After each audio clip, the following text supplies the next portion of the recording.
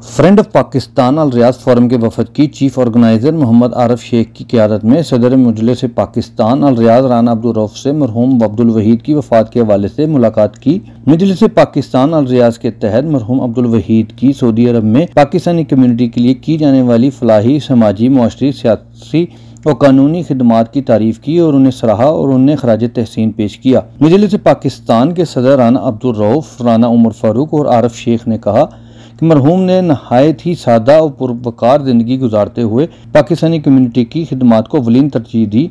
इस सिलसिले में इनकी तरफ से की जाने वाली इनकी खिदमात और काविशों को हमेशा याद रखा जाएगा। दीगर शुरका में यूसुफ इस्माइल, चौधरी आसफ, महमूद अरशद, कारी अब्दुल सलाम, इब्रात तनोली, मखदूम अमीन ताजर, सैयद बादशाह और दीगर ने भी कहा कि हम दुख की इस घड़ी में मरहूम के अहले खाना के साथ बराबर के शरीक हैं।